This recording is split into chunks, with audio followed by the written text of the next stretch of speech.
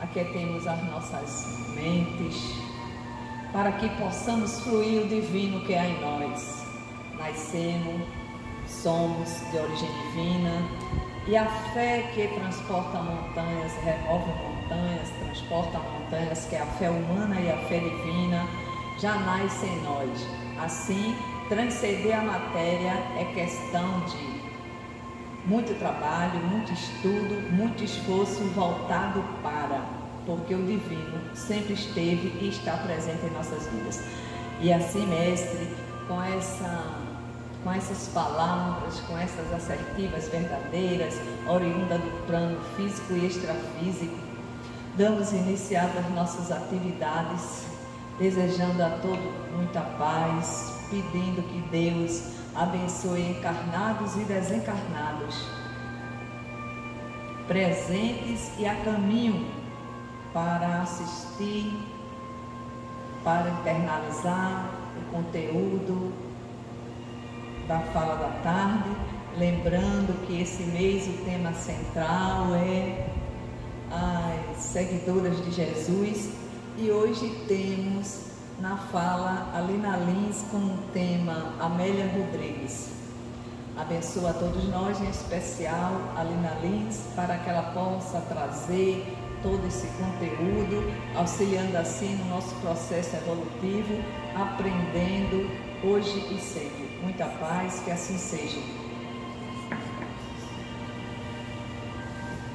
Bom dia. Boa tarde já, né? Ainda estou no bom dia. Bem, receber a Amélia, né? Eu não tinha muita intimidade com ela. Ainda bem que Jesus nos manda aqueles com quem nós não temos intimidade, para que a gente possa criar, né? Quer dizer, eu nem vou dizer que eu não tinha intimidade com a Amélia, eu vou dizer que eu não conhecia a minha intimidade com ela. A Amélia Rodrigues me emocionou, porque eu já peguei trechos dos livros de Amélia Rodrigues, mas eu nunca estudei com profundidade a obra dela como desta vez. Então, olha os presentes que Jesus nos dá. Não é à toa que nós paramos onde nós temos que parar, né? Porque eu me identifiquei muito com ela. As análises históricas que ela faz, você é se apaixonar também. Não sei se já conhece profundamente. Então, eu vou falar um pouquinho da vida, vou falar um pouquinho do espírito, mas eu vou falar muito mais da obra, porque foi por inspiração o que me foi informado que ela ia gostar mais. Espíritos superiores gostam que a gente fale mais de Jesus, e a obra dela resgata Jesus na sua pureza.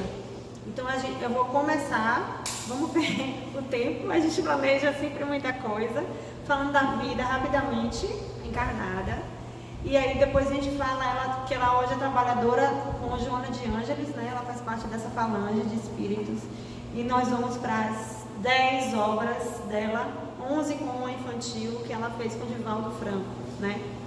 Então, o nome dela é Amélia Augusto do Sacramento Rodrigues.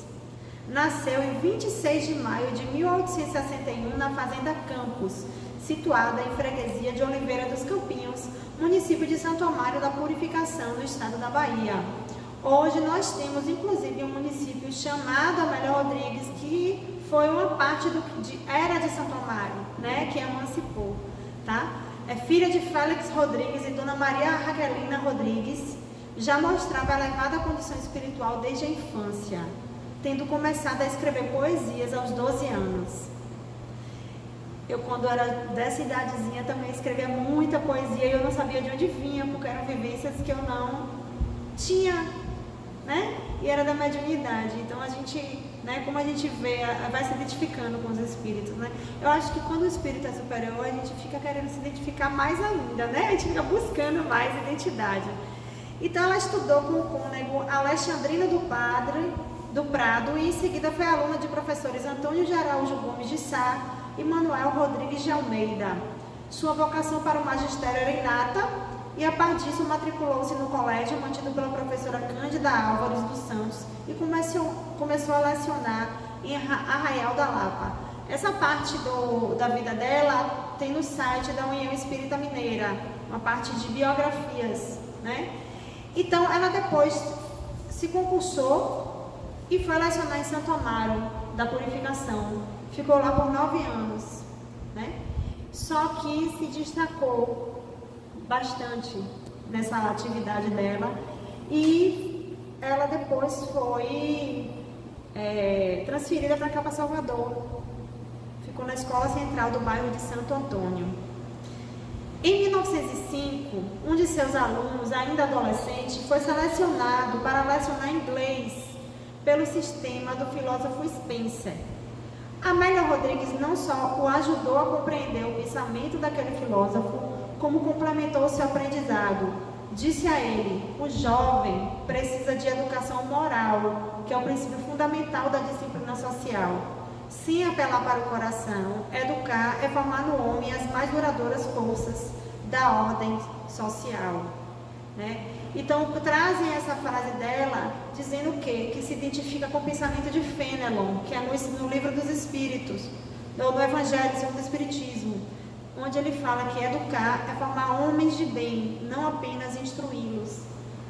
Então, muitas vezes, estamos preocupados como educadores em cumprir o papel de ministrar um conteúdo, e esquecemos que estamos lidando diretamente com seres humanos, que estão em formação, muitas vezes.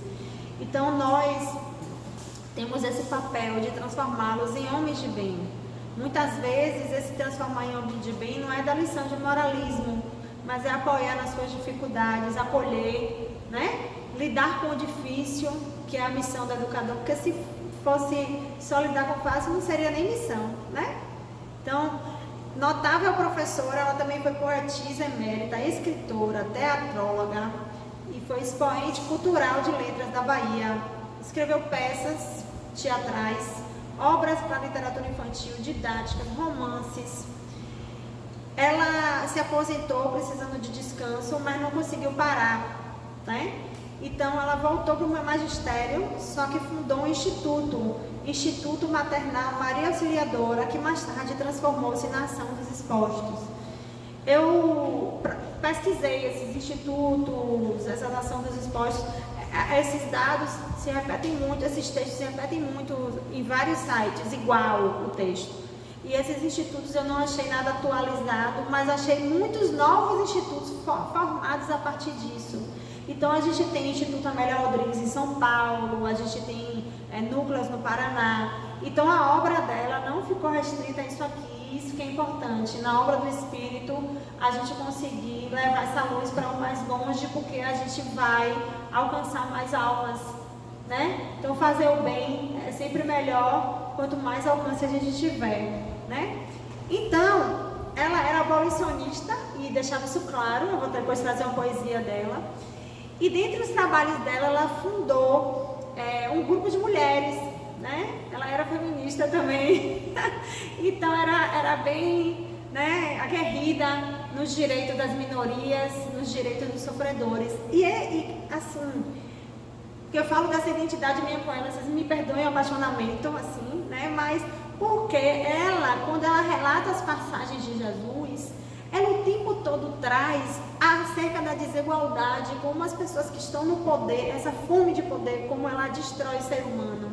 E ela sempre faz um comparativo da época em que Jesus esteve aqui com a atualidade, que não mudou muita coisa, né? Mudaram-se os nomes, mudaram-se as religiões, muitas vezes, mas as pessoas estão reencarnadas e muitas vezes cometendo os mesmos impropérios. Tá? Então ela faz uma análise bem crítica, ela é uma historiadora brilhante, ela contextualiza historicamente tudo o que ela traz relatado. Então é uma obra bastante rica, foi um grande aprendizado preparar isso aqui, né? Então ela editou revistas, ela escreveu peças de teatro, ela é uma mulher muito ativa. E no site que eu peguei o histórico da cidade, que trazia um resumo dela, trouxeram algo muito legal, porque falaram assim: nunca serão esquecidos seus questionamentos espirituais desde encarnada. Seus questionamentos espirituais e sua grandiosa luta por um ensino mais amplo, que atingisse o aspecto humanitário de cada um de seus discípulos. Então, ela defendia os que na nossa sociedade são considerados os mais fracos e os mais excluídos, né? Então eu vou ler três poesias dela, da época de encarnada, e depois a gente parte para o espírito.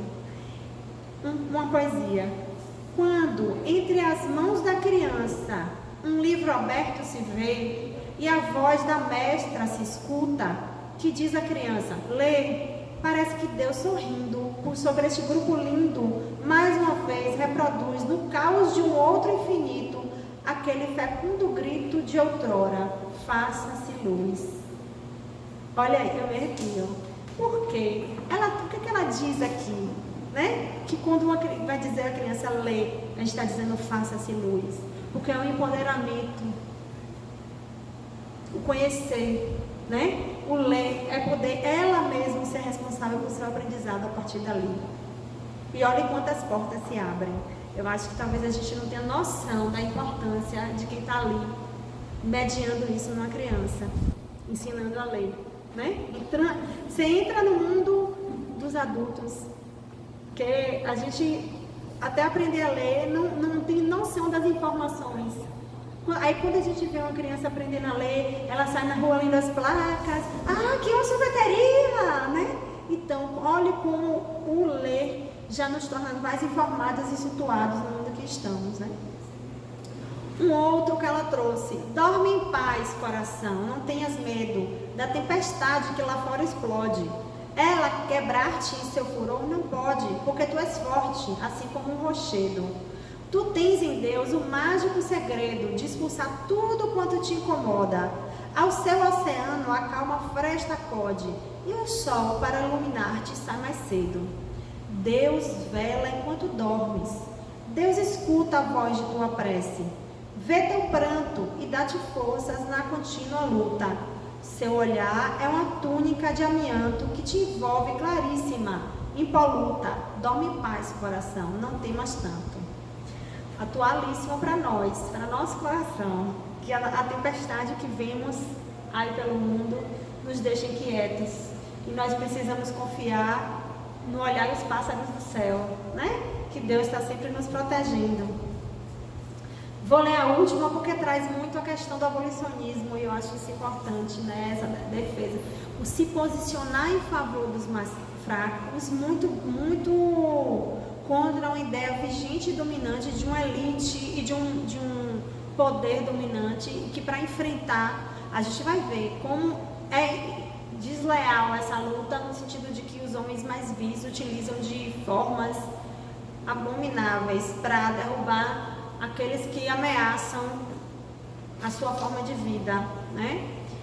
Então ela traz, faz anos a filha do Senhor, tudo é prazer nos solos do sobrado, das janelas através do cortinado, sai em jarros a luz, passa o calor, recende fora do banquete o odor, soa em turnos o piano bem tocado, e os gorjeios de um canto apaixonado de rouxinol nos lábios de uma flor. Mas, enquanto lá dentro a festa, a dança, brindes, risos e intemperança misturam-se aos fogos de vivas e bravos, do engenho em negro e imundo calabouço, presos num tronco vil pelo pescoço, gemem, tintos de sangue, alguns escravos. Acho que não precisa nem comentar. Então, no plano espiritual, ela continuou o trabalho esclarecedor e educativo, baseada principalmente no Evangelho de Jesus, fonte inspiradora quando encarnada para muitos dos seus trabalhos. Esse texto está no site da Mansão do Caminho. Desencarnada, encontrou na espiritualidade, seara infinita da imortalidade, maior expansão para seu espírito, sequioso de conhecimento e faminto de amor, dando vazão aos anseios mais nobres, aprofundando-se na mensagem de Jesus e na atualidade, participando da falange de Joana de Ângeles, mentora de Edivaldo Pereira Franco. Pela psicografia do abnegado medianeiro, vem trazendo páginas de beleza intraduzível, abordando os mais variados assuntos sobre o Evangelho. Tema predileto, extraindo lições edificantes para aqueles que estão cansados e sobrecarregados. Vinde a mim. Consolando e instruindo os seus leitores, tendo brindado o movimento espírita com suas obras. Então, ela desencarnou com 65 anos, né? E está aí, trabalhando no mundo espiritual. A gente conhece parcialmente o seu trabalho porque a gente conhece a sua escrita. E com certeza ela trabalha muito mais lá, que ela não para, né? E uma característica muito forte da obra dela é resgatar a pureza da doutrina de Jesus. Porque os homens, ao longo do tempo, foram adaptando Jesus aos seus ideais para justificar suas ações e promovem e promoveram barbaridades em nome de Jesus. Tá? Utilizam a religião muitas vezes para justificar o seu poder e suas ações para oprimir o mais fraco. Ou empurram a religião para o mais fraco para que ele aceite tudo, para ser manso, né? E poder continuar dominando. E ela traz que Jesus, como Jesus era, o que Jesus realmente defendia e como ele combatia a hipocrisia. E foi por isso que ele foi morto, né? Então, ela tem eu achei 11 livros. Um deles é o Semeador, que é infantil. E o restante dos livros é Até o Fim dos Tempos, A Flores no Caminho, Luz do Mundo, Pelos Caminhos de Jesus, Primícias do Reino, Quando Voltar a Primavera, Trigo de Deus, A Mensagem do Amor Imortal, Dias Venturosos e Vivendo com Jesus. Não consegui ler todos, porque a gente tem, né, semanalmente algumas atividades para a gente apresentar algum tema, mas eu li 3 deles ultimamente. Alguns eu já tinha lido, alguns capítulos, marcado algumas coisas, mas que não fica tão fresco na memória. Mas você lendo alguns livros delas, a gente já compreende a essência dessas características. Então eu notei algumas características que eu percebi. Narra a passagem de Jesus pelo nosso plano, busca resgatar o mestre nas nossas memórias e nos nossos corações. E tenta que sempre nos indaguemos. Ela coloca isso, que o objetivo dela é esse, que a gente sempre se indague. Nesta situação e circunstância em que eu me encontro, como faria Jesus? Né? A mensagem de Jesus é trazida no âmbito do Consolador, resgatando os reais valores trazidos pelo Mestre, sem as deturpações inundadas pelos seus seguidores ao longo do tempo, onde buscou se adaptar a Boa Nova às próprias ideias e interesses, ao invés de mudar suas ideias e interesses para promover a reforma íntima que nos identificará como reais seguidores da Boa Nova. Traz um contexto histórico bem delimitado, mostrando-se exímia historiadora, opondo-se aos profissionais céticos que relegam Jesus à fantasia ou à existência sem maior significado.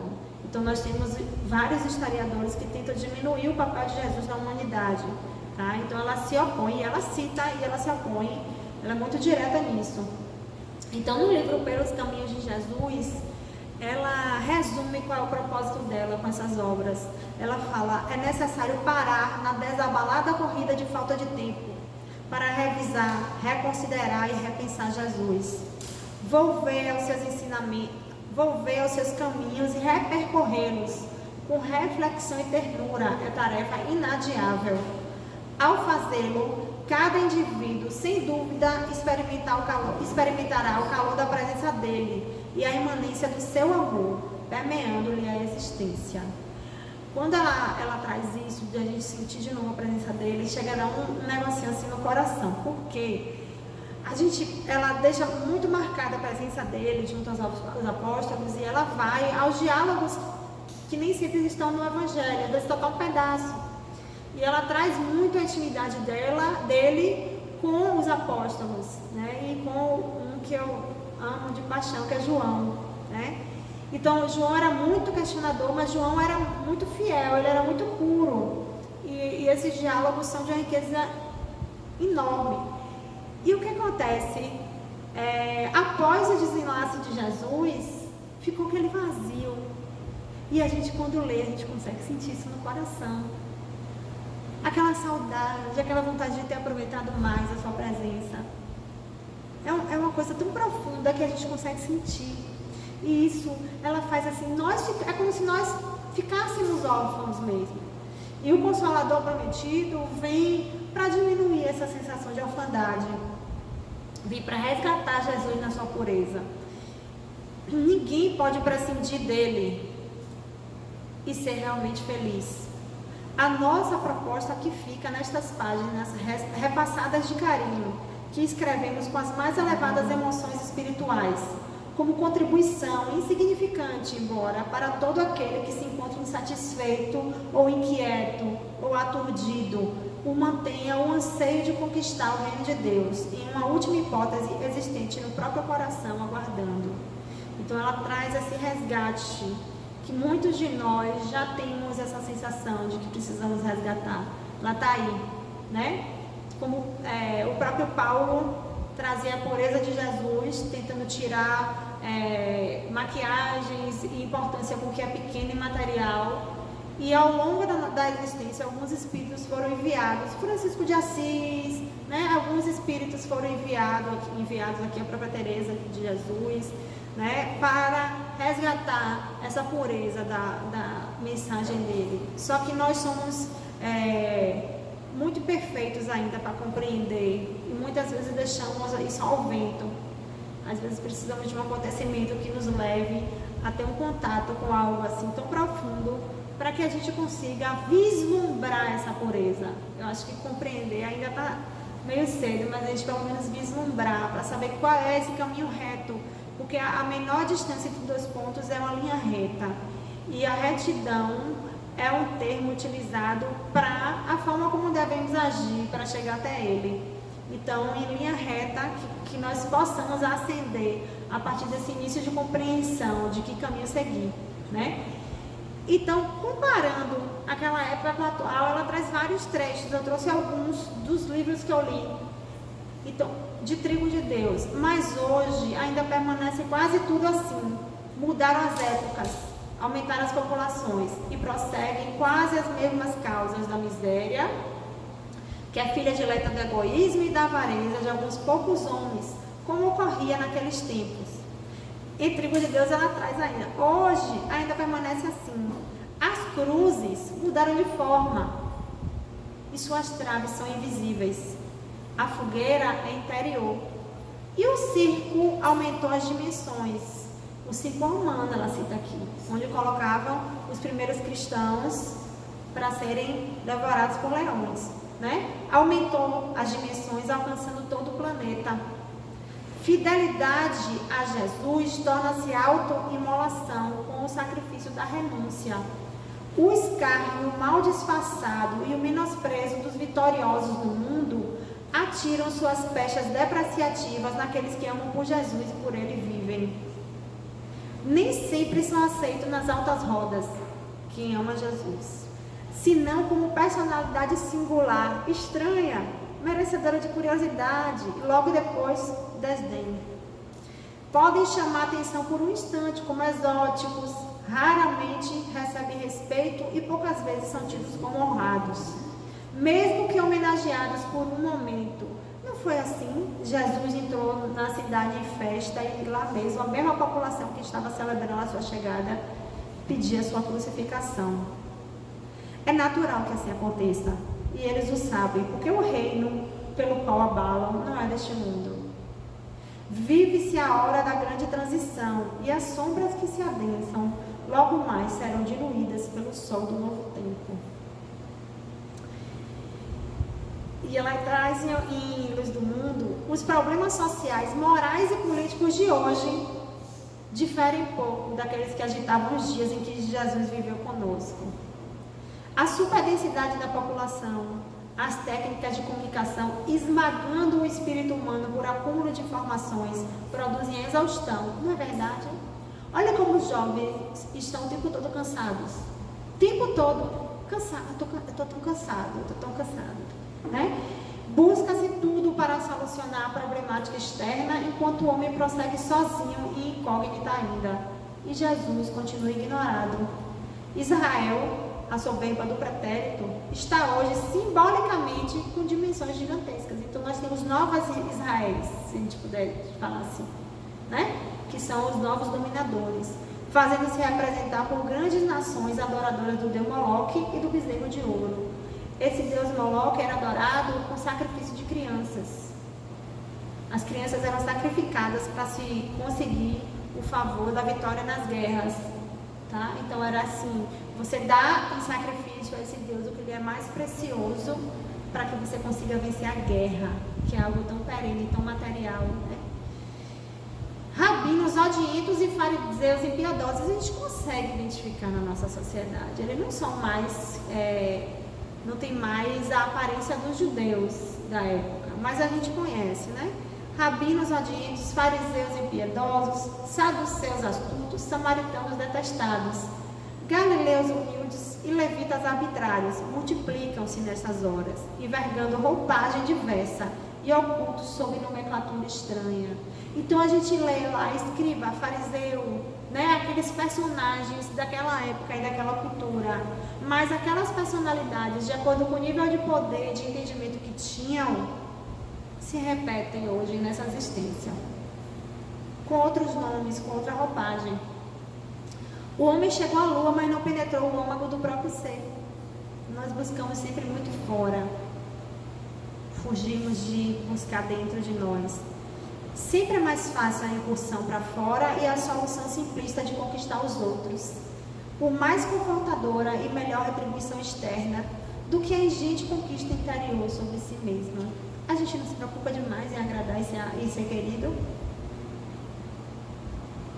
Quando a gente busca muito a transformação interior, muitas vezes a gente desagrada, porque estão acostumados a quem você era. E ela cita muito isso. As pessoas que têm muita maldade no coração, elas não conseguem admitir a bondade. Ela olha para quem está buscando a bondade e acha que é cinismo, que é disfarçatez. Porque se ele só está buscando o poder, passando por cima de quem for, ele acha que os outros estão fazendo isso também. E que quem se aproxima querendo fazer o bem, na verdade está esperando a oportunidade de dar uma rasteira e assumir aquele poder. Tá? Então, muitas vezes, o que é que tem acontecido? Não estou falando de todo mundo que está no poder, mas muitas vezes faz questão de estar no poder quem tem sede de poder. E acaba assumindo esses cargos, assumindo esses papéis, quem tem muita sede disso. E infelizmente, quem tem muita sede disso, não tem muita sede de espiritualidade. Então eles acabam agindo dessa forma como antigamente os poderosos agiam, esmagando o mais simples, desvalorizando quem tem mais bondade. Por quê? Olha o mal aí agindo. Se eu vou e quem tem bondade no coração e quem quer fazer o bem e faça ele se sentir mal, destruído, eu estou tentando fazer o quê? Destruir a bondade dentro dele. Então, muitas vezes, para o humano encarnado que está fazendo isso não é consciente, mas a gente sabe das influências que trazem isso no nosso dia a dia para destruir o bem na gente. Quando a desesperança nos afeta, a tristeza, a dificuldade de vislumbrar dias melhores, olhe como elas podem afastar Jesus de nós. Não no conceito de ler e de frequentar, mas a nossa atitude, como ela falou que deveríamos nos cobrar, como Jesus agiria neste momento. Tá? Então aí Jesus manda assim, uma palestra para a gente fazer, né? Para a gente resgatar alguma coisa aí, né? Como Jesus, olhe, cada dia eu tenho visto que não existe coincidência na nossa vida. Como as coisas acontecem para que a gente possa resgatar nessa fé. Quanto mais a gente ora pedindo a Ele isso, porque a gente reconhece em nós que ela é falha. Eu faço, oh meu Jesus, eu estou tão falha na fé, me ajuda aí a resgatar isso aí. Ele manda um negocinho assim, né? Então, o poder dele vai sendo reconhecido em nós a partir do momento que a gente se abre para isso. E aí ela fala aí eu trago assim umas falas dela que falam dos valores vigentes na época e vigentes agora também, que a sociedade não mudou muito. E os valores reais para que encontremos o tão falado por Jesus, reino dos céus, que ele traz em tantas palavras, tantas parábolas, né? A simplicidade e a pureza real pregadas por Jesus entravam em choque com o poder temporal e as paixões mundanas, que disputavam primazia e destaque, mesmo que em detrimento de outras criaturas, então reduzidas à condição de ralé. Eu penso muito no nosso país. O que é que se define como ralé hoje? Vamos pensar aí, né? E como estão sendo tratados. E como os ganhos de direitos para essa ralé estão cada vez sendo retirados. Sob um pretexto em nome de Deus e da família, né? Então, isso aí, a gente tem que ter muito cuidado, sabe por quê? Quando a gente luta contra o mal que está sendo feito, a gente não pode dizer que isso é simplesmente uma luta em favor de fulano ou de cicrano. A gente tem que pensar qual atitude, qual ação nós estamos fazendo, protegendo aqueles a quem Jesus amava. Jesus ama os cruéis. Jesus ama também os poderosos e cruéis. É quem ele mais tem piedade, porque ele sabe o caminho que estes ainda vão ter que trilhar. Ama sim. Só que ele sempre falava que o reino dos céus e o reino de Deus não considerava nada daqui. E nós estamos apegados demais em defender interesses pessoais. Às vezes em defender ideias só para ser teimoso, sem pensar nas consequências dela, né? Aí ele fala aqui, isso aqui, gente, é um retrato nosso mesmo. Olha, as criaturas anelam por salvadores, que lhes solucionem o problema, ajam no momento dos desafios e atuem por elas. É o nosso reflexo. A gente quer que o outro lute por nós, que alguém chegue e resolva. Há uma latente irresponsabilidade que deseja viver sem o trabalho e sem o sofrimento. Em razão disso, a esperança de paz sempre se turba com a ambição de ociosidade. Olha os anseios aí. Quando você espera que alguém ou algum grupo venha resolver por você e você se acomoda, você está ocioso.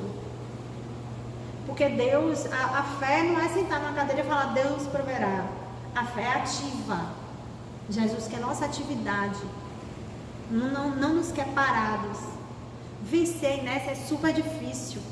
Se a gente se deixar entrar nela, é muito difícil sair. E aí o outro que está aí lutando, até por você também, está crescendo, e você está aí parado, esperando que o mundo resolva seus problemas, né? A doença que fere o corpo procede do espírito mutilado. É o que mais a gente vê nas passagens de Jesus, é as pessoas buscando o quê? A cura. Os doentes, os mancos, os coxos, os cegos, os estupiados. Era a turba que ia atrás dele, né? Então, a doença que fere o corpo procede de um espírito mutilado. O espírito enfermo tem as suas raízes na imperfeição que o caracterizam. Enquanto o homem não realiza o ministério da santificação interior, o corpo se abrirá em chagas purulentas e o coração ficará despedaçado de angústia. Então, é a decisão dessa reforma e dessa ação que faz com que a gente possa iniciar o processo de cura. Jesus falava sempre, vá e não peques mais, para que não lhe aconteça algo pior. Ele nos prevenia. E ele teve que passar a proteger aqueles que ele curava, porque quem tinha ódio dele e da mensagem e do poder que ele trazia, passaram a atacar as suas testemunhas. Tá? Aí, em alguns trechos a gente vai ver isso. Então ele fala aqui do competidor. Ela cita muito o pigmeu. O pigmeu como um homem pequeno, de valores ruins. Ela bota como pequeno, pequenez, né? Então, urdindo as malhas do ódio com os tecidos da inveja, o competidor destroça nos fracos a sua fragilidade, por não poder superar aqueles a quem combate. Solitário ao domínio da própria pequenez, não se faz solidário aos que os podem agigantar. Calunia porque não acredita nos outros, em face das dúvidas que o assaltam em relação aos valores morais que não possui, aquilo que eu falei, né? Se eu não tenho bondade em mim, eu acho que ninguém mais tem. Se eu não tenho desapego, eu acho que ninguém mais tem. Quando eu vejo alguém desapegado, doando algo, se desfazendo de algo, sem fazer questão das coisas, eu acho que existe uma intenção por trás. Eu nunca acho que realmente é a bondade. Porque se eu não sou capaz de sentir e pensar assim, eu acho que o outro também não é. Presunçoso, ostenta a gratuidade por lhe escassear os legítimos bens do espírito. Árido nas emoções, é insensível nas ações. Então ela vai trazendo, quando eu li Paulo e Estevão, quando eu li O Amor Jamais Te Esquece, que são livros da época, né, de Jesus ou de Paulo, bem naquela época mesmo, porque o Amor Jamais Te Esquece fala do Zacarias cuidando do Pilatos. Pilatos acaba se suicidando também, né? Quando a gente vê aquela mesquinhez, aquele cinismo dos poderosos, um cinismo, aí eu leio e faço, meu Deus, é um espelho dessa época. E ela faz exatamente essa leitura dessa sociedade, porque na verdade nós temos bilhões de espíritos aí no planeta, não todos encarnados, né? Então, é aqueles vícios que nós herdamos e que vamos repetindo. Muitos que naquela época de Jesus hoje são santificados, mas tem o seu espelho na época de agora, a sua reprodução na época de agora, de espíritos que não acompanharam essa evolução. Então ela fala, o verbo libertador advertiu os insensatos e desonestos condutores religiosos do povo. Naquela época, só naquela época que os condutores religiosos eram insensatos e desonestos. Agora, todo mundo santo e bonzinho, né? E explicou que a blasfêmia contra o Espírito Santo, essa pleide de enviados de Deus para amenizar as dores do mundo, não tem perdão. Exige dos infratores a reparação irremediável. Ela traz esse trecho porque quando Jesus curava, e era um sábado, né, os religiosos vinham tentar condenar Jesus por utilizar do sábado, que era o dia que não se podia trabalhar. E eles espalhavam que a cura não era feita por Deus, era feita pelo Satanás. Então eles falavam que era coisa do Satanás. Eles atribuíam ao mal a cura. Quando curava um cego, quando ressuscitou Lázaro, né? Então eles atribuíam ao mal. Por isso que Jesus advertiu isso aqui. Vocês estão tirando do Espírito Santo. O Espírito Santo, no conceito do Espiritismo, é aquela pleiade de espíritos que vieram até o planeta junto com Jesus para trazer a boa nova. Jesus não veio só. Nós tínhamos alguns deles encarnados e vários no mundo espiritual. Muitos que recebiam aqueles primeiros cristãos que estavam sendo sacrificados. A quem recebia eles era essa pleiade, né? Conhecia-lhes a desonestidade, a forma hábil de enganar em que se tornaram exímios os religiosos políticos, bajuladores dos poderosos e escravizadores do povo. Percrustando-lhes os escaninhos da alma infeliz, sabia que o pior inimigo do homem era a sua inferioridade e que esta somente desaparece a esforço de trabalho ao contributo das lágrimas e da solidão. Então, é habitual nos combatentes da prepotência usarem as leis nos artigos que lhes convém, abandonando os outros que os alcançam. O que é isso? Né? Pegar os artigos da lei e adaptar a sua conveniência. O que te condena você ignora, o que apoia seus atos você utiliza. Nós temos isso no uso da Constituição, das leis penais, das leis constitucionais aí, que todas as leis, né? Direito penal, direito civil, a gente tem isso. A gente ganha quem tiver o advogado mais hábil para manipular o que está na lei e aplicar, não é isso? Então a gente tem isso nas leis, mas a gente tem isso na lei trazida por Jesus. Porque tem gente que grifa o evangelho inteiro. Grifa, mas